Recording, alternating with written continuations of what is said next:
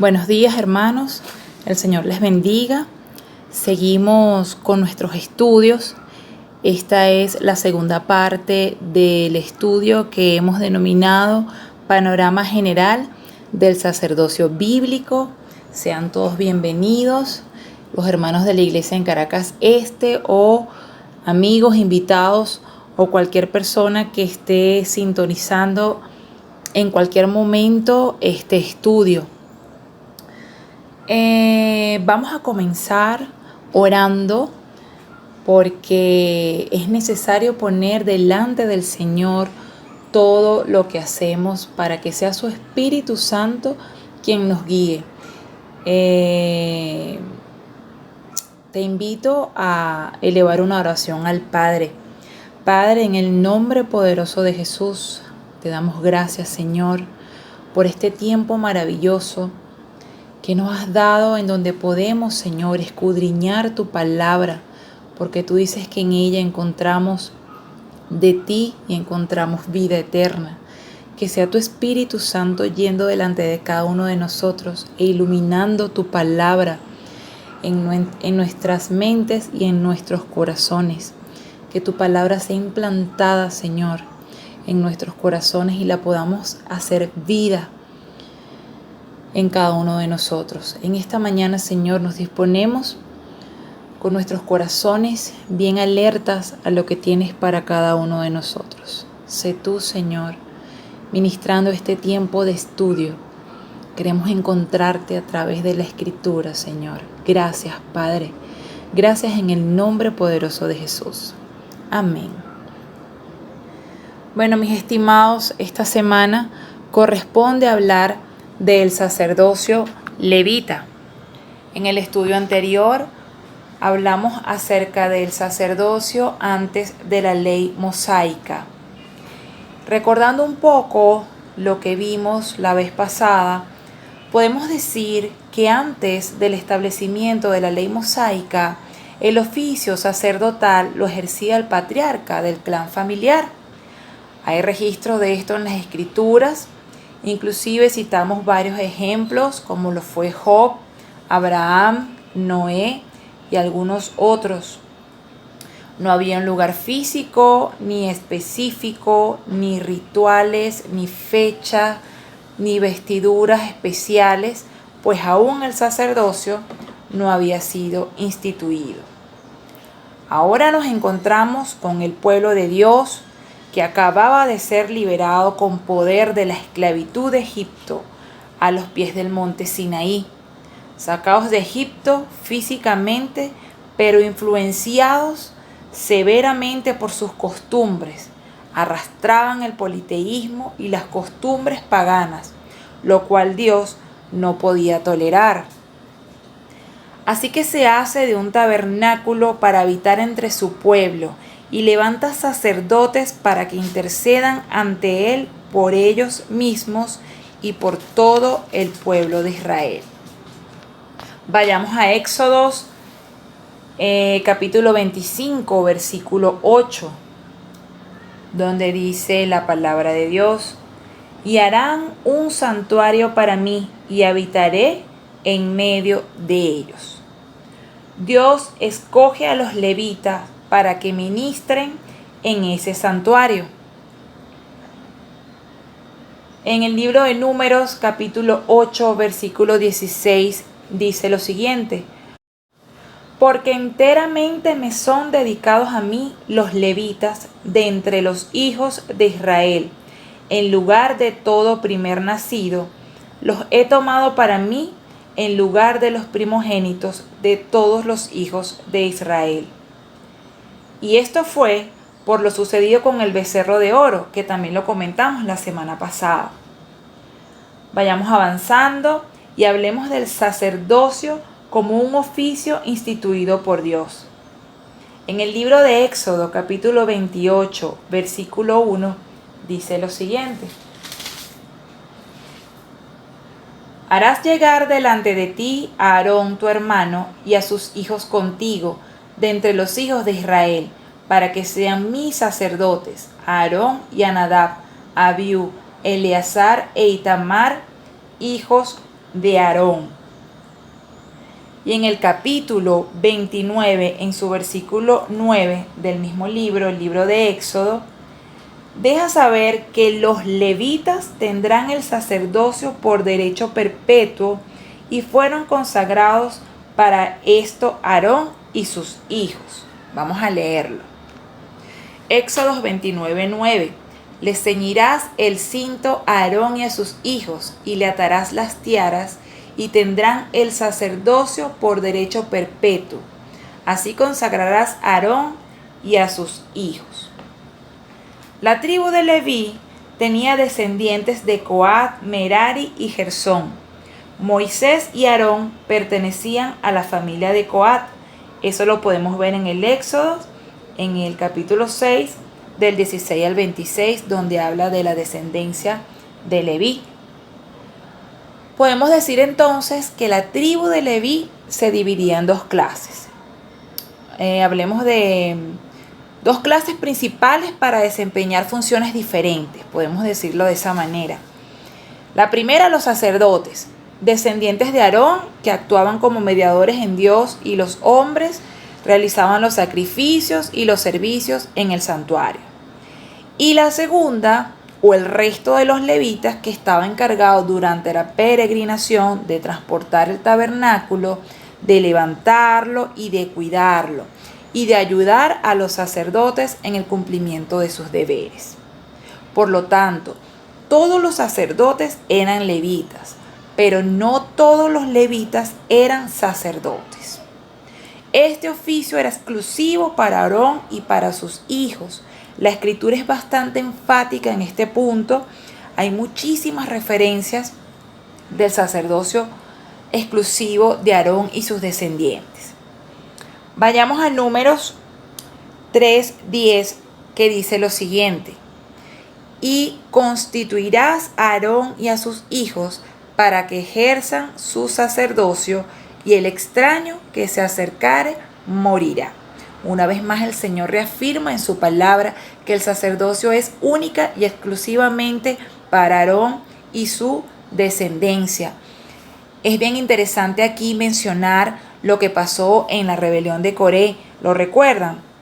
En el libro de Números, en el capítulo 16, donde Coré, que también era de la tribu de Leví, junto con otros 3 líderes, se levantan en contra de Moisés y Aarón, solicitando también ser parte del sacerdocio. Ellos decían: oye, pero ¿por qué nada más los hijos de Aarón y su descendencia van a ser sacerdotes? Estoy parafraseando, ¿no? Les invito a leer con mayor profundidad lo que dice el capítulo 16 de Números.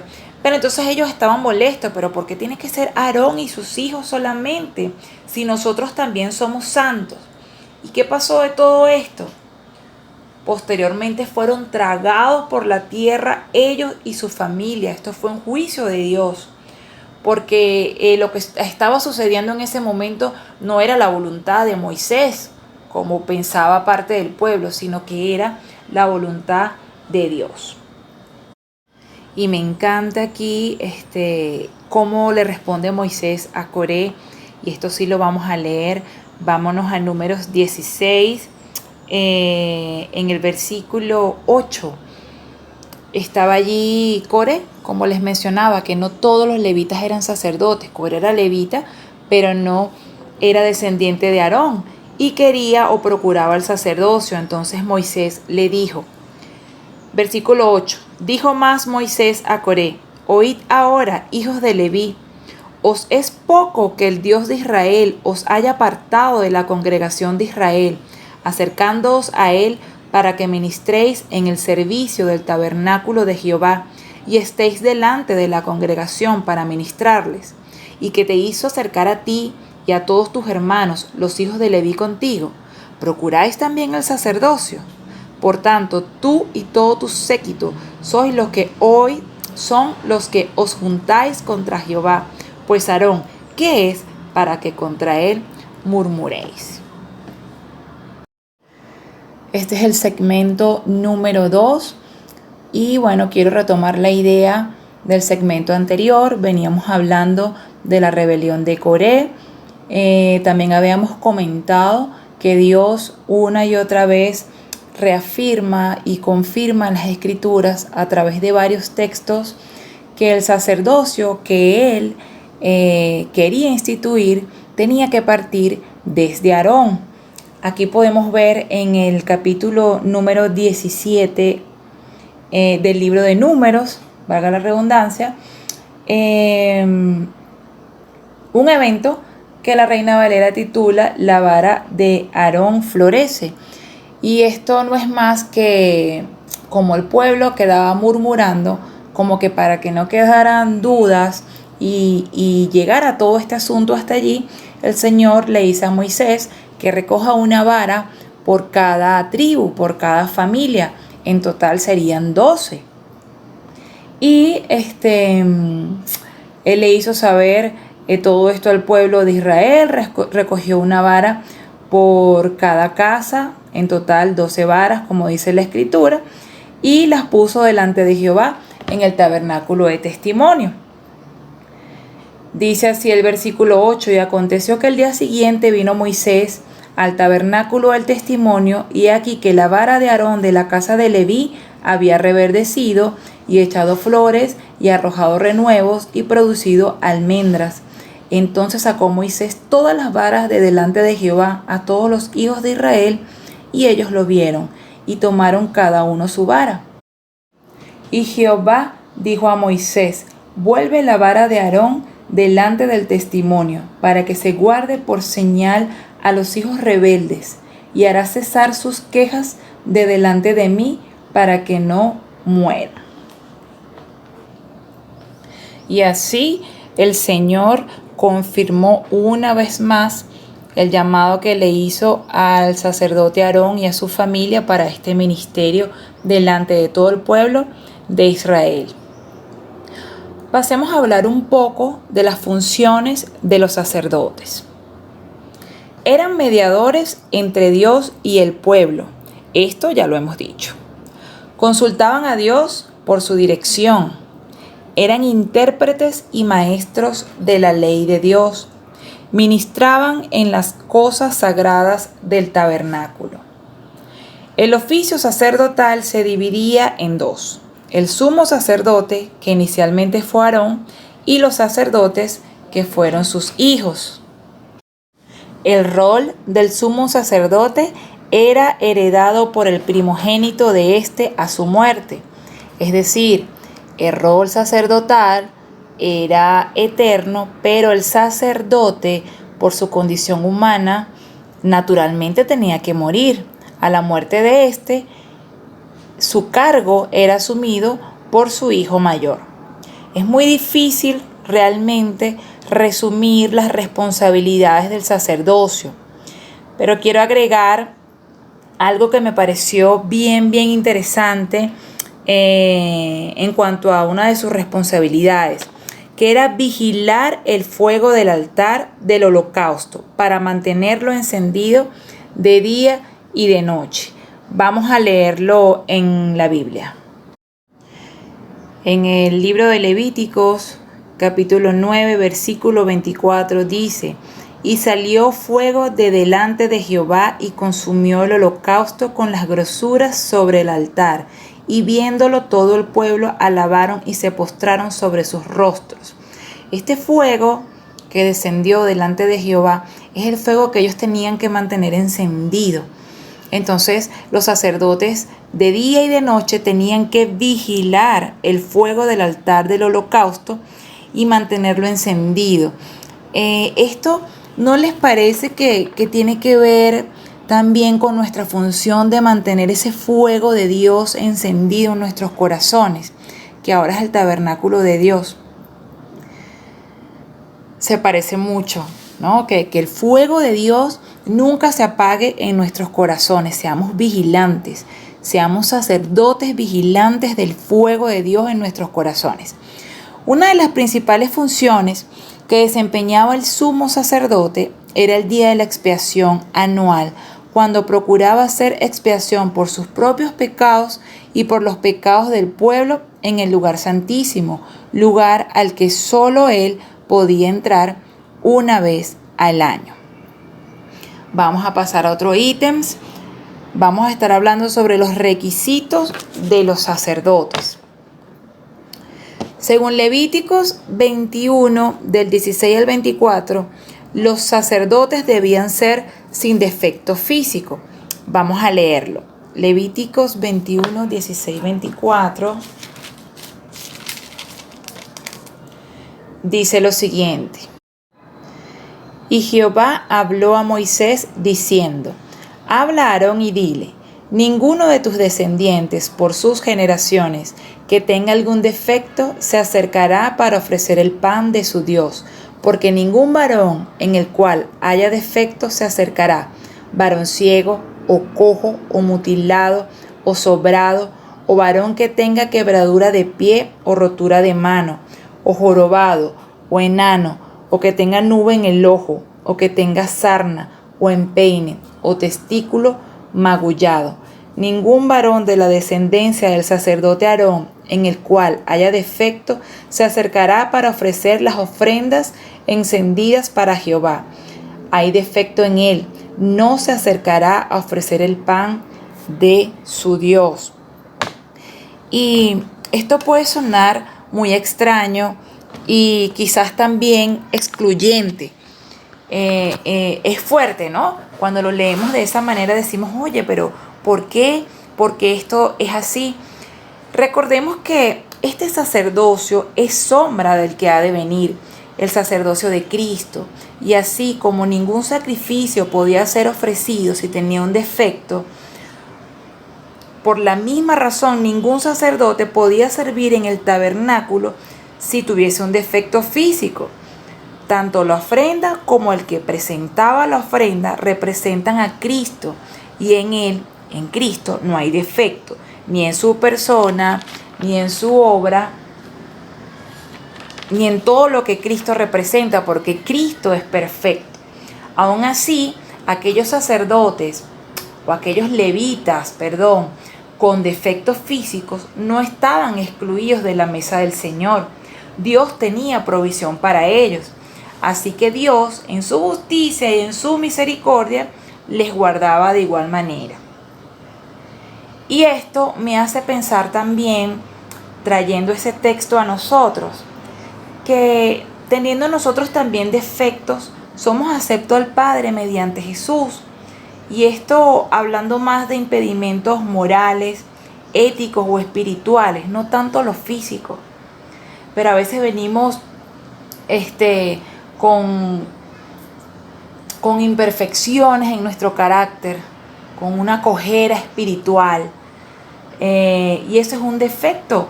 Y el Señor aún así nos ama y aún así nos provee. Entonces esto es muestra de la misericordia y del amor de Dios. Otro requisito es que debían casarse con una mujer ejemplar. En Levítico 21:7 dice: con mujer ramera o infame no se casarán, ni con mujer repudiada por su marido, porque el sacerdote es santo a su Dios. El sumo sacerdote tomará por esposa a una mujer virgen. Eso lo dice en Levíticos 21, en el versículo 13, ¿sí? Textualmente dice: tomará por esposa a una mujer virgen. Y fíjense aquí la contradicción de la religión tradicional o la religión católica con respecto al celibato sacerdotal. Su doctrina es totalmente contraria a lo establecido por Dios en su ley. Si queremos conocer, hablar, estudiar acerca del celibato, podemos estudiar a Pablo, pero definitivamente los sacerdotes no eran llamados al celibato, eran llamados a tomar una esposa, una mujer virgen. Y a la luz del Nuevo Testamento podemos también identificar a Cristo en esta ley. Cristo, el sumo sacerdote, casado con su esposa, la iglesia, una virgen con vestiduras blancas, santas, sin manchas ni arrugas. Sí, se trata de nosotros, Qué hermoso, ¿verdad? Ellos, los levitas, el pueblo de Israel, no lo entendieron de esa manera. Pero hoy en día, a la luz de la Escritura y de todos los acontecimientos que conocemos, podemos ver todo el plan de Dios y cómo desde el principio el Señor había sido revelado a su pueblo. Así que somos enormemente bendecidos por estar y vivir en esta época de la iglesia, donde podemos entender mejor el mensaje de Dios. Si vemos al pasado, al presente y aún al futuro. Y por eso es que este estudio es llamado Panorama General del Sacerdocio Bíblico. Continuamos con la lista de requisitos para el sacerdocio. Otro requisito del sumo sacerdote era que según Levíticos 21, versículo 10, no descubriría su cabeza ni rasgará sus vestidos. Esta ley fue transgredida por Caifás, el sumo sacerdote que juzgó a Jesús, como lo dice en Mateos capítulo 26, versículo 65. Dice la Escritura: entonces el sumo sacerdote rasgó sus vestiduras diciendo: ha blasfemado, ¿qué necesidad tenemos de testigos? He aquí ahora mismo habéis oído su blasfemia. Y esto tiene implicaciones tremendas en cuanto a sacerdocio se refiere. Veamos por qué. Las vestiduras de los sacerdotes fueron diseñadas también por Dios y cada elemento en ella tiene valor y significado. Leamos el libro de Éxodo capítulo 28 en el versículo 4.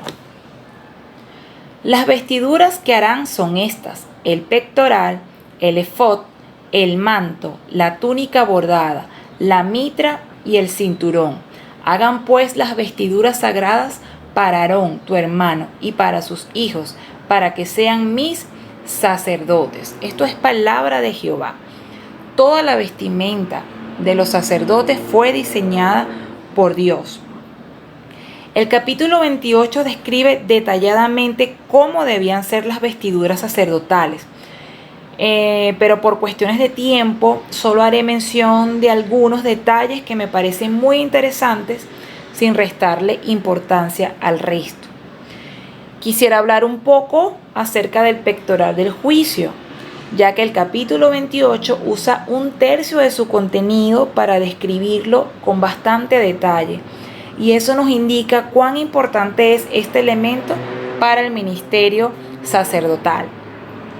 El pectoral estaba elaborado con el mismo material del efod, era cuadrado y llevaba 12 piedras preciosas engastadas en oro, el urín y el tumín, y en cada esquina un anillo de oro que unía las trenzas de oro. Podemos imaginarlo como un chaleco,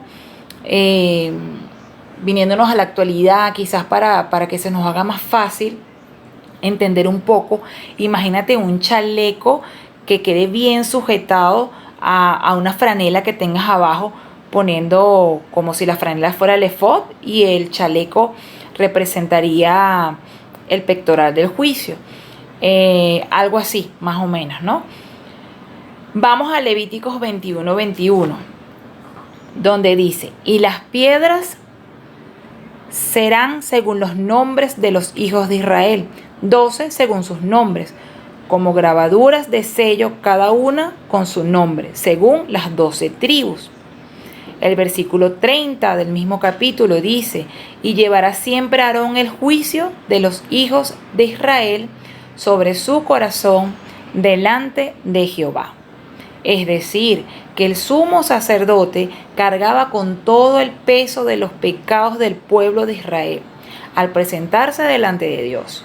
Y el hecho de que los lleve en su pecho nos habla del cuidado que el sumo sacerdote tiene de ellos.